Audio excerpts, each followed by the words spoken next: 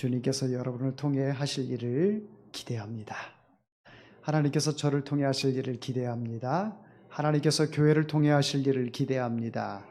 우리가 살아감에 있어 하나님께 대한 그 기대가 없어진다면 우리는 참 불행한 사람이 될 것입니다. 하나님은 항상 우리보다 앞서가신 분이기 때문에 우린 그 하나님을 기대할 수밖에 없어요. 내 자신을 보면 기대할 것이 없어도 하나님을 보면 늘 기대가 되고 또 희망이 생깁니다. 할렐루야. 그 하나님이 저의 하나님, 여러분의 하나님이신 줄 믿습니다. 우리 교회의 하나님, 여러분 가정의 하나님이신 줄 믿습니다. 그 하나님을 찬양합니다. 솔로몬의 찬란했던 시절은 역사의 뒤로 가고 새로운 시대가 열립니다. 새로움에는 항상 흥분이 있습니다. 새로움에는 기대치가 큽니다. 새로움에는 어떠한 계획을 세우게 되고요. 새로움에는 또 새 사람이 등장하기 때문에 거기에 따른 기대가 모든 사람들에게 있습니다. 그러나 이스라엘 백성들에게 새 시대가 열렸는데 새로움이 없다면 참 불행한 일 아니겠습니까? 이제 새 시대가 되었고 새 왕이 등극하는데 새로운 왕에 대한 그 기대치가 전혀 생기지 않습니다. 새로운 왕을 생각할 때 저 사람이 나의 왕이라는 그 사실에 대해서 불행함을 금치 못합니다.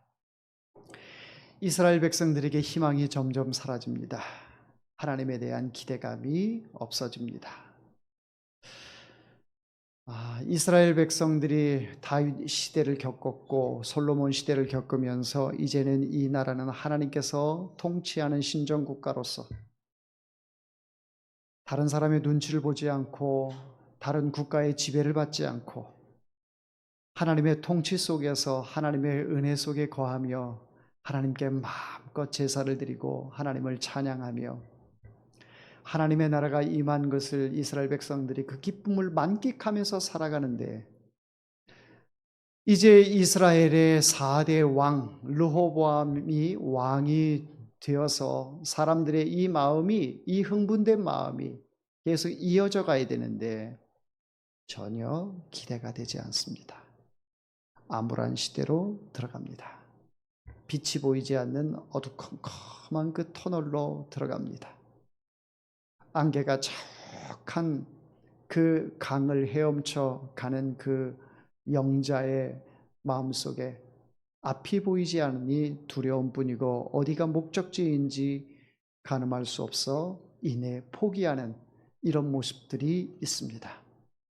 이스라엘 백성들이 하나님의 그 기대 속에서 이 나라가 시작이 되었고 가나안 땅에서 하나님께서 이스라엘 백성들을 사랑하셔서 애굽에서 종살이를 종식시키고 이제 젖과 꿀이 흐르는 그 땅 가나안 땅으로 인도하셔서 이스라엘 백성들의 마음속에는 천년만대의 이 하나님의 나라 이것을 계속해서 이어가기를 원했으나 그 백성들의 마음속에 그 꿈을 이제 송두리째 빼앗아가는 그런 시대가 열립니다. 참 왕이 그만큼 중요합니다. 어떤 왕이 되느냐, 어떤 사람이 대통령이 되느냐, 흥망성쇠가 그 왕의 손에 달려 있음을 봅니다. 이 나라의 대통령도 정말 국민의 손에 의해서 뽑힌 대통령인데 여러분들 기도 많이 해주시기를 바랍니다. 여야가 하나가 되어서 자유민주주의를 지키고 하나님을 두려워하는 그런 국가가 되어야 하지 않겠습니까? 자, 이스라엘 백성들에게 있어서 정말 하나님의 그 다스리심은 이 세상의 그 어떠한 것을 얻은 것보다도 가장 행복하고 이스라엘 백성들이 하나님의 자녀라는 그 사실에 대해서 큰 자긍심을 느끼고 살아가게 되는데 그 선명하게 보였던 그 하나님이 이제는 눈에 보이지 않습니다. 하나님의 말씀이 주의 사자들을 통해서 들렸던 그 말씀들이 들리지가 않아요. 선지자도 어디 갔는지 온데간데였고 하나님의 음성도 들리지 않으며 하나님의 현현도 나타나지 않은 가운데에 이스라엘 백성들은 긴 암흑과 침묵의 길로 빠져 들어갑니다. 오늘 말씀을 통해서 기독교는 민주주의인가? 라는 제목으로 여러분들에게 잠시 말씀을 드리는데요. 정치에는 여러 이념들이 있지요. 민주주의가 있고, 또 공산주의가 있고, 그 이외에도 다양한 형태의 각 나라마다 조금씩 변형된 그런 정치 이념들이 있습니다. 우리 대한민국은 자유민주주의. 북한은 인민민주주의. 이렇게 같이 민주주의를 표방을 하고 있습니다. 여러분, 민주주의라는 말이 뭡니까? 민자는 백성 민자지요. 주인 주자이고, 이 백성이 주인이다, 백성이 왕이다 라는 그런 의미입니다. 말 그대로 백성이 주인인 나라가 바로 민주주의입니다. 그렇다면 우리는 민주주의 체제 속에서 살고 있는 대한민국 백성들인데 우리 기독교가 민주주의인가라는 물음에는 우리가 한번 좀 생각을 해봐야 합니다. 예수님께서 정치 논쟁을 하는 사람들의 대답을 하셨습니다. 가이사의 것은 가이사에게, 하나님의 것은 하나님에게 바쳐라 라고 말씀하셨습니다. 우리는 자유민주주의라고 하는 그 이념 하에 대한민국에 속해 있는 백성들이죠. 자, 우리는 민주주의의 정치 형태를 따릅니다. 대의민주주의를 따르고 또 이 나라에서 그 민주 시민으로서 그 자유를 누리며 살아가고 있습니다. 조선시대나 고려시대나 고구려 백제 신라 삼국시대나 이럴 때와 달리 사람들의 상하 개념이 없고 모두가 평준화가 되었습니다. 그렇기 때문에 그 어느 때보다도 백성들이 주인인 이 시대에 살고 있는 우리는 참 복받은 사람들이다. 과거에 비해서 우리는 참 모두가 다 이 주권을 누리고 있는 그런 사람들이기 때문에 참 행복한 사람들인데요. 자유민주주의 체제 하에서 우리는 살아가고 있지만 우리는 이 나라의 백성이기에 앞서 누구의 백성입니까? 하나님의 백성이지요. 하나님의 백성이기 때문에 하나님의 백성들은 어떤 것을 따라야 하는가? 한번 따라해 보겠습니다. 하나님을 따라야 된다. 하나님의 법을 따라야 된다. 네. 우리는 하나님의 법을 가장 우선순위로 따라야 합니다. 하나님의 말씀을 우리에게 있어서 가장 핵심적이고 우리의 양심적으로 또 그 말씀의 법 테두리 안에서 우리는 따르며 살아가야 합니다. 이를 가리켜 우리는 신정국가 속에서 살고 있다.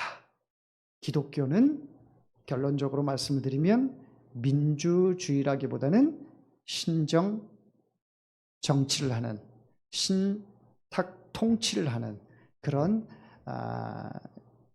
정치 형태를 우리 기독교는 띠고 있습니다.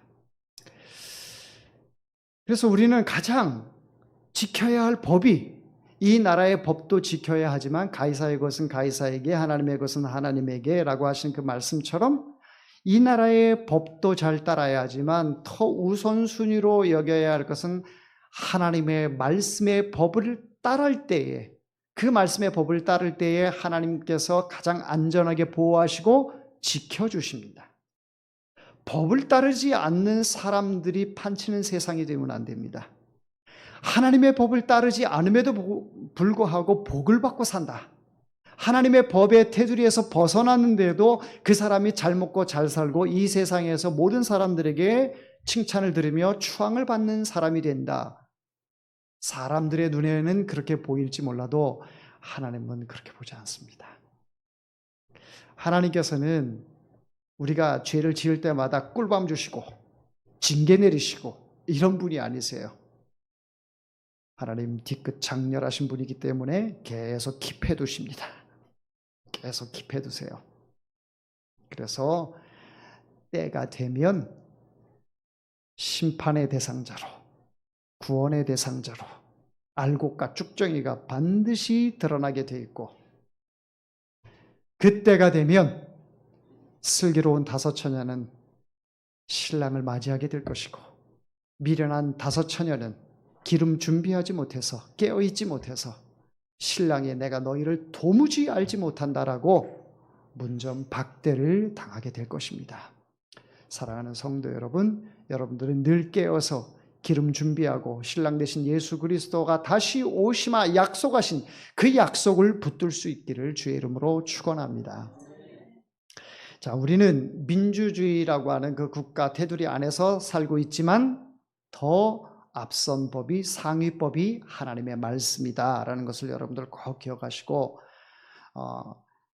이 나라에서는 법 없이도 살 사람인데 하나님의 법을 어기면서 산다, 그러면서 나는 하나님의 백성이다라고 말을 한다면 그것은 착각 속에서 살아가고 있는 거예요. 하나님께서 이 말씀을 우리에게 주신 것은 우리에게 가장 유익하고 우리가 이 세상 살아갈 때 나에게 가장 복이 되기 때문에 하나님께서 이 말씀을 주신 겁니다.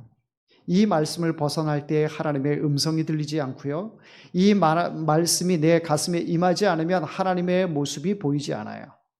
하나님의 모습은 형체로 우리에게 다가오는 것이 아니라 다양한 형태로, 여러 가지 상황으로 우리에게 하나님의 현현이 나타나는 것을 볼 수가 있습니다. 그러기 위해서는 하나님의 법의 테두리 안에서 여러분들이 이 말씀의 법을 가장 가슴에 새기면서 살아가야 할 줄 믿습니다. 자, 오늘 본문에는 르호보암이 왕으로 등극을 합니다. 참, 왕의 대관식 얼마나 대단한 일입니까? 온 국민의 지금 가장 큰 행사고 온 백성들이 주목하는 그 시간입니다. 그런데 르호보암이 왕으로 등극하는데 흥행이 되질 않아요. 온 국민들에게서 흥행이 되지 않고 그냥 조용히 왕의 대관식이 치러집니다. 자, 이스라엘의 수도가 어디입니까? 예루살렘이지요. 예루살렘. 자, 왕의 등극식을 어디서 하게 되어 있습니까? 예루살렘에서 해야지요. 예루살렘 수도에서 하지요. 저 변방 도시에서 하는 왕이 있습니까? 그렇지 않지요. 반드시 그 수도에서 하게 되어 있어요. 그런데 르호보암은 세겜이라고 하는 그 지역에 가서 왕 즉위식을 합니다. 백성들이 세겜에서 르호보암을 왕으로 등극을 시킵니다. 르호보암이 왜 세겜에서 했을까? 예루살렘에서 왕의 등극식을 하지 왜 세겜에서 했을까라고 하는 그 질문이 생기는데, 예루살렘은 이스라엘의 약간 남쪽에 있습니다. 세겜이라는 지역은 예루살렘으로부터 한 66km 정도 북쪽을 향해 있습니다. 지파로 따진다면 에브라임 지파 내에 있는 세겜 지역입니다. 우리나라 서울에서 개성까지가 약 한 56km 정도 된다고 합니다. 그러니까 개성보다 조금 더 먼 거리에 세겜이 있습니다. 세겜 지역은 어떻게 보면 이스라엘의 가장 센터에 있다라고 해도 과언이 아닙니다. 그러니까 북쪽에 있는 많은 지파들이 이 지방색을 띠고 있습니다. 우리나라의 전라도 색깔, 경상도 색깔, 경기도 색깔, 강원도 색깔, 충청도 색깔 이렇게 있는 것처럼 세겜 지역은 이스라엘의 그 중부와 북부 쪽에 있는 여러 가지의 이 지방색이 가장 세겜에 많이 묻어 있어요.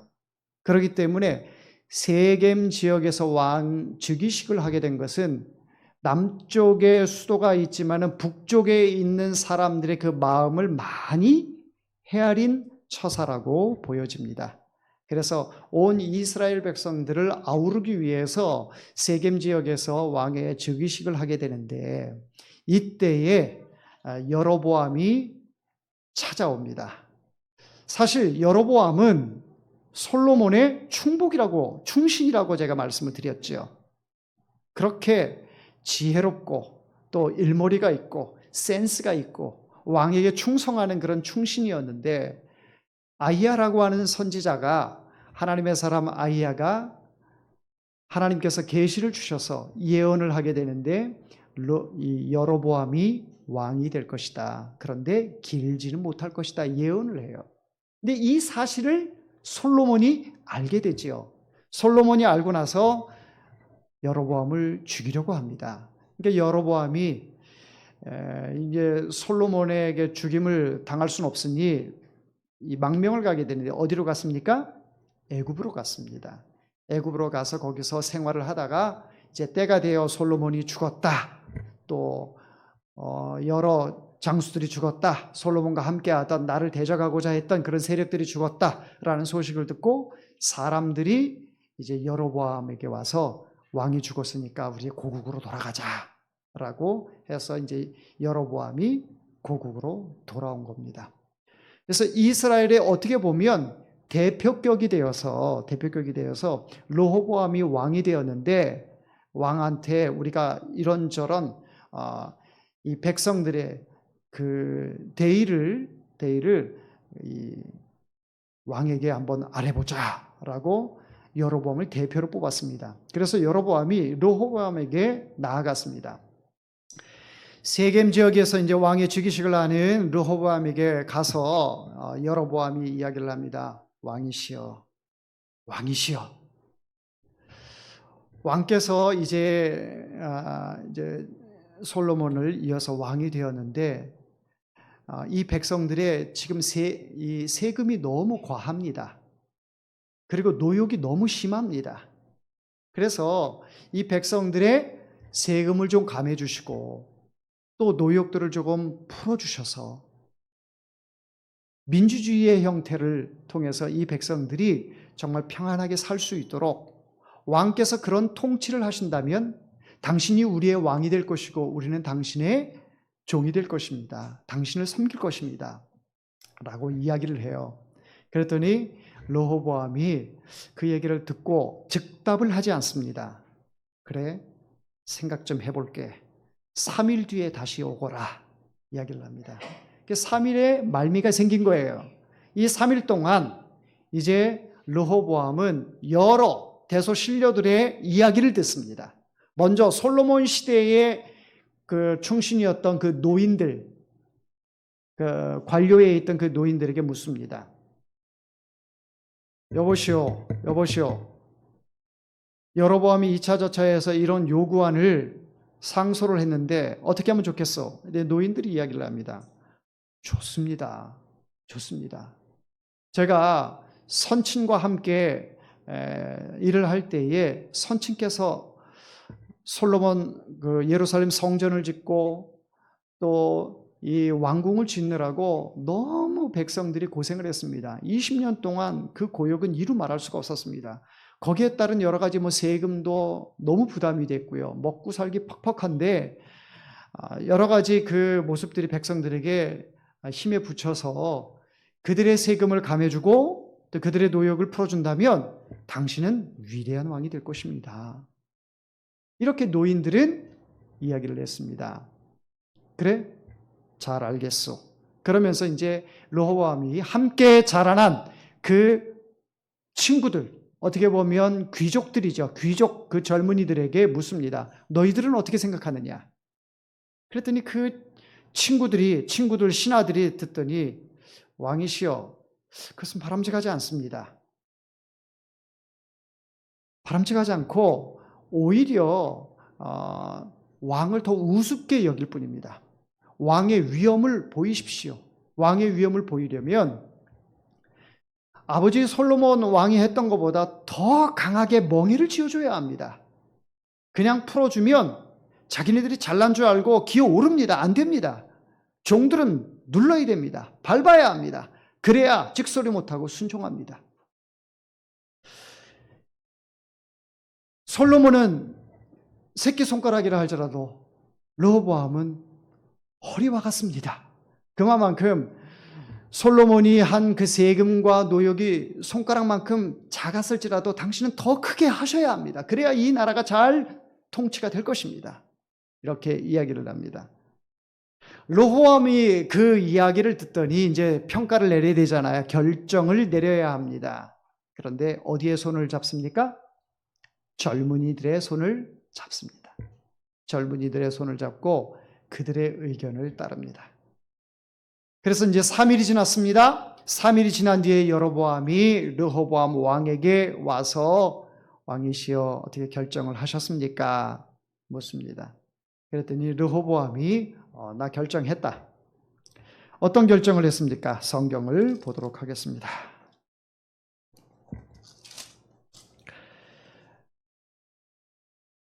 자, 14절부터 읽어봅니다. 시작. 어린 사람들의 자문을 따라 그들에게 말하여 이르되 내 아버지는 너희의 멍에를 무겁게 하였으나 나는 너희의 멍에를 더욱 무겁게 할지라.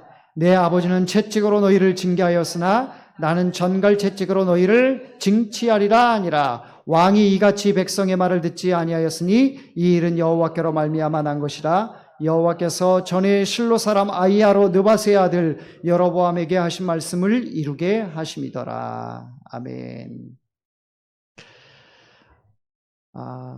이 젊은이들의 이야기를 듣고 그것을 왕의 결정적인 그 의사로 이제 공포를 합니다. 이 얘기를 들었을 때에 여로보암과 또 이스라엘의 많은 그 여로보암을 지지하는 그 세력들이 그 얘기를 들었을 때 큰 충격을 받습니다. 사실 여로보암이 르호보암에게 요구한 것은 무리한 것이 아니었어요. 왜냐하면 당시에 고대 동방 사람들에게는 왕이 바뀔 때, 새로운 시대가 열릴 때에는 그런 일들이 있었어요. 세금을 감해주고 노역을 가볍게 하고, 또 우리나라 같은 경우에도 또 대통령으로 새로 바뀌게 되면 또 어떤 그 절기 때에 뭐 8.15 특사라든지 또 이 뭐 크리스마스 때 또 석가탄신일 때 이런 때에 특사로 사람들 풀려 나오고 하는 그런 것들 보고 있지 않습니까? 그러니까 이 시대에 그 노역을 가볍게 한다거나 세금을 가볍게 한다거나 하는 것은 무리한 요구가 아니라 보편적으로 있었던 것을 여로보암이 요구한 것이었고, 또 그 일을 통해서 우리가 왕에게 충성하겠습니다라고 맹세를 했어요. 그럼에도 불구하고 르호보암은 그것을 원하지 않았지요. 그러니까 참 이 못난 사람이 바로 르호보암이 아닌가 싶습니다. 자기의 그 권력을 과시하려고 막 한다고 해서 그 자기의 명예가 드러나고 자기의 권력이 많은 사람들이 볼 때 대단하다 이렇게 생각하겠습니까? 요즘 시대의 리더십은 서번트 리더십이에요. 섬김의 리더십입니다. 섬김의 리더십. 예전과 같이 카리스마 있고 굉장히 어떤 그 독선적인 그런 형태로 나라를 이끌어가지 않습니다. 각 나라들 보면 독재주의 국가, 공산주의 국가 그런 나라들을 제외하고는 모든 나라들이 그렇게 하지 않고 백성들의 소리를 듣고 그것을 수렴하고 또 정리해서 나라를 통치하는 자유민주주의를 많이 따르고 있습니다. 자, 그런데 이 르호보암이 그 백성들의 그 요구들을 자기의 어떤 그 왕권으로 인해서 어떻게 보면 지나친 월권이 아닌가 싶기도 합니다. 왕이기 때문에 마음대로 한다? 그래서는 안 되지요.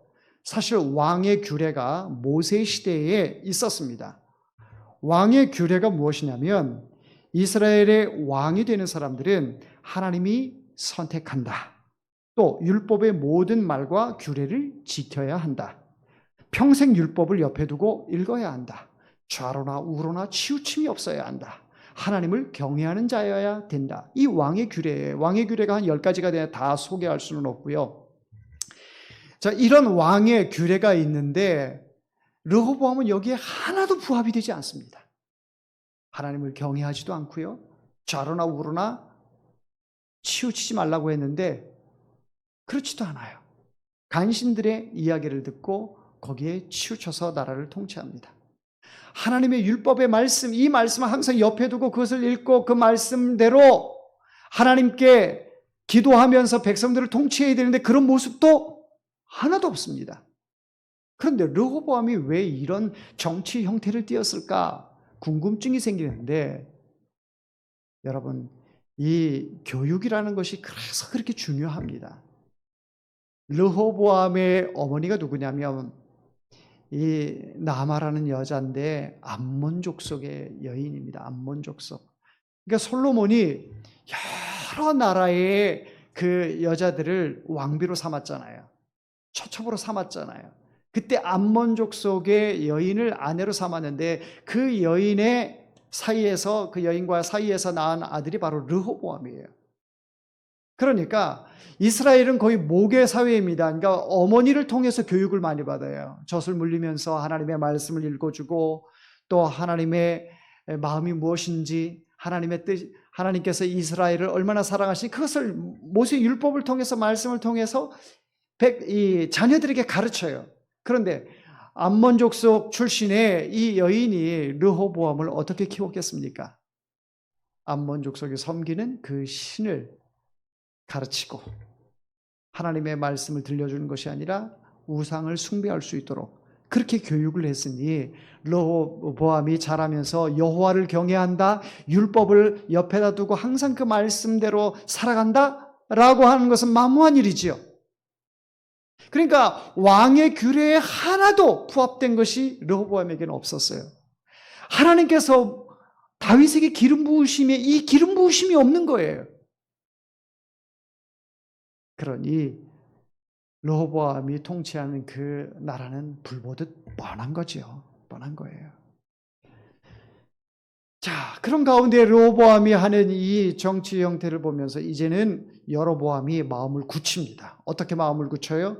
왕에게 충성하겠다, 왕의 종이 되겠다, 왕을 바르게 섬기겠다라고 하는 그 마음을 이제는 완전히 접습니다. 완전히 접고요. 자, 한번 보십시오. 16절을 같이 읽어봅니다. 시작. 온 이스라엘이 자기들의 말을 왕이 듣지 아니함을 보고 왕에게 대답하여 이르되 우리가 다윗과 무슨 관계가 있느냐? 이새의 아들에게서 받을 유산이 없도다. 이스라엘아 너희의 장막으로 돌아가라. 다윗이여 이제 너는 내 집이나 돌아보라 하고 이스라엘이 그 장막으로 돌아가니라. 이제는 여로보암을 위시로 해서 많은 지파들이 여로보암을 지지하고 있고 여로보암도 마음을 굳혔습니다. 다윗의 집에서 우리가 받을 유산이 없다. 그리고 다윗과 우리가 무슨 관계가 있냐? 관계가 없다. 다윗이여 이제 너는 내 집이나 돌아보라. 이스라엘이 그 장막으로 돌아갔다 라고 하는 것은 이제는 완전히 한 나라가 두 나라가 된 것입니다.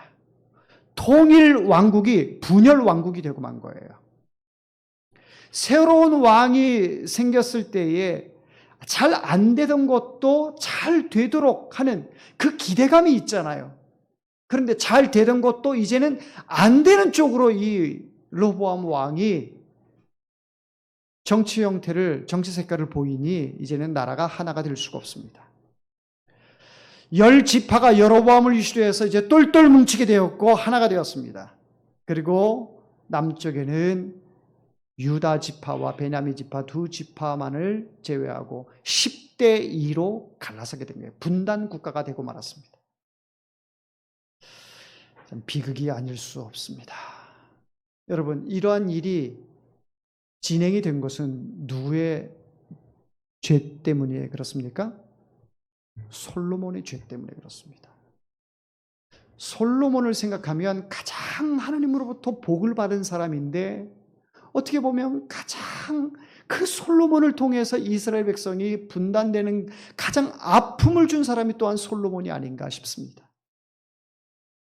그래서 우리가 하나님께 복을 받을 때에 교만하면 안 돼요. 겸손해야 합니다. 모든 것이 하나님의 은혜임을 고백하면서 겸손하게 살아야 돼요. 이 겸손함을 통해서 하나님이 영광 받으시는데 겸손하지 못하고 마치 자기의 어떤 그 의로 인하여 자기의 공의로 인해서 이 모든 것들이 주어졌다. 이렇게 생각하면서부터 그 생각에 자기 자신이 함몰되다 보니까 이제는 나락으로 떨어지게 되는 거죠. 교만하게 되고 하나님을 무시하게 되고 하나님에 대한 불신앙으로 인해서 자기의 자행자재하는 그런 모습을 통해서 살아갑니다. 솔로몬이 그런 모습이었어요. 자, 이런 가운데에 그런 환경과 그런 교육하에 자라난 이 르호보암, 이 사람이 왕이 되었을 때에 이스라엘 백성들이 하나님을 바라본다. 전혀 기대가 없는 것이죠. 그래서 이 르호보암 때는요, 하나님의 음성이 들리지 않습니다. 르호보암 때는요, 선지자가 있지 않아요. 뭐 아이야라는 선지자, 스마야라는 선지자가 있는데 영향력이 없습니다. 사무엘과 같은, 또 나단 선지자와 같은 이런 선지자가 없어요. 그러니까 르호보암 시대에는 참 암울한 시대예요. 영적 지도자가 없는 거예요. 왕이 신탁 통치가 되어서 하나님께서 왕을 통해서 이스라엘 백성들에게 하신 그 말씀을 마치 수도관의 그 통로처럼 왕에게 하나님의 말씀이 임해서 이스라엘 백성들에게 그 마음이 전달되어야 되는데 전혀 그 역할을 하지 못해요. 하수관이 막히면 물이 넘침과 같이 이 르호보암이 하나님의 그 말씀의 통로가 막혀버리니까 이제는 하나님의 음성이 들리지 않고 하나님의 모습이 보이지 않아요. 선지자도 제 역할을 전혀 하지 못합니다. 그러니 결국 누구에게 손해입니까? 이스라엘 백성들에게 손해지요. 이 나라는 멸망의 길로 달려가고 있습니다. 참으로 안타깝죠. 자, 그런데요, 제가 여러분들에게 이렇게 설교를 한다고 해보십시오. 자기의 말을 왕이 듣지 아니하였다. 왜 왕이 우리의 말을 듣지 않아? 왜 왕이 여로보암의 말을 듣지 않아? 백성들이 그걸 원하는데 왜 백성들의 말을 듣지 않아? 르호보암이 왜 그 말을 듣지 않아? 하면서 르호보암이 잘못되고 여로보암이 좋은 말을 했다. 이것이 하나님의 뜻이다. 라고 제가 설교를 했다면 여러분, 그것은 민주주의를 따르는 말씀이지만 신탁 통치인 이스라엘의 하나님의 법에는 어긋난 모습입니다. 자, 르호보암이 노인들에게도 물었어요. 젊은이들에게도 물었어요. 노인들은 백성들의 뜻을 따라야 합니다라고 얘기를 했어요. 젊은이들은 어떻게 얘기를 했어요? 아닙니다. 그럴 필요 없습니다. 세금 감해주면 안 됩니다. 노역 풀어주면 안 됩니다. 더 세게 해야 합니다. 더 정갈채찍으로 다스려야 합니다. 왕의 위엄을 보여주십시오. 자, 왕이 그렇게 젊은이들과 노인들에게 물었을 때 이 사람들이 정말 충신이라면, 이 나라가 하나님이 통치하는 나라라면 어떻게 충원해야 합니까? 하나님의 말씀을 따라야 합니다. 하나님께 기도하고 하나님의 음성을 듣고 하나님의 뜻대로 해야 합니다. 이렇게 말했어야 합니다. 그게 이스라엘이에요. 그게 하나님의 나라예요. 그런데 각자의 생각을 얘기한 거예요. 각자의 생각. 여러분, 다윗은 어떠한 일을 결정할 때, 특히 전쟁에 있어서 결정할 때 꼭 하나님께 물었습니다. 하나님, 제가 올라갈까요, 말까요? 올라갈까요, 말까요? 올라가라. 내가 너와 함께 하겠다. 올라가지 마라 하면 안 올라갔어요. 올라가라 하면 올라갔어요. 솔로몬도 마찬가지예요. 솔로몬도 왕의 대관식 때 하나님의 임재 속에서 왕의 대관식을 했고 하나님께 1000번제를 드리면서 하나님께서 그에게 복을 주셔서 듣는 마음을 주시고 지혜를 주셨어요. 그런데 르호보암은 전혀 그게 사람의 소리를 듣고 통치를 하려고 합니다. 그게 민주주의에서는 가장 민주주의적인 방법이라고 생각할 수 있어요. 여러분, 그런데 민주주의의 맹점도 있습니다. 모든 국민들이 원한다고 해서 그것이 죄악의 길로 가는데 그것을 따라야 합니까? 그게 범죄의 길로 가는데 모든 다수의 백성들이 따른다고 해서 따라야 합니까? 여러분, 백성 민자를 보십시오. 눈목자에다가 칼을 들이대고 있습니다. 칼을 들이대고 있어요. 그래서 백성들이 눈이 멀어서 왕을 따를 수밖에 없는 그런 글자예요. 그런데 그 왕이 눈이 머니 어떻게 되겠습니까? 왕이 눈이 머니 백성들이 갈 바를 알지 못하는 거예요. 왕이 옳은 길을 가야 되는데 옳은 길을 가지 못해요. 하나님께서 왕이 되어주시고 하나님께서 통치하는 나라, 하나님께서 인도하시는 그 나라가 되어야 되는데 이스라엘 백성들이 민주주의 형태를 띠고 있습니다. 여로보암의 말이 민주주의에서는 가장 옳은 그런 말이에요. 그러나 하나님의 관점에서 볼 때에는 여로보암이 자기가 왕이 되고자 하는 그 마음이 그 속에 가득해요. 아이야의 이 말도 들었어요. 내가 왕이 될 것이다 라고 하는 그 이야기를 들었어요. 그러나 지금은 르호보암에게 민주주의 형태의 정치를 요구하면서 속에 야심이 가득하고 있어요. 때가 되면 자기의 이빨을 드러내리라. 그 야심을 여로보암은 갖고 있어요. 자, 그렇다면 이 여로보암이 아히야의 그 선지자의 말을 통해서 내가 왕이 된다라고 하면 하나님, 이것이 하나님의 뜻이라면 제가 받아들이겠습니다. 기꺼이 순종하겠습니다. 하나님, 이 나라를 통치하여 주십시오. 이런 겸손한 모습으로 나아가야 되잖아요. 그런데 그렇지 않아요.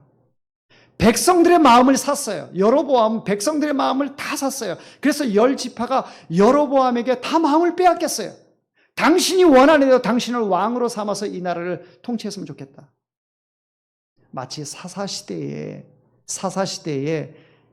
하나님께서 이 나라를 통치해야 되는데 하나님의 음성이 들리지 않으니까 백성들이 각자 소견에 오른 대로 행동했던 것처럼 이제는 하나님의 음성보다는 왕의 소리를 듣고 이 나라를 이어가기를 원한다. 여러분, 우리가 기독교인 아닙니까? 우리 하나님의 백성 아니에요.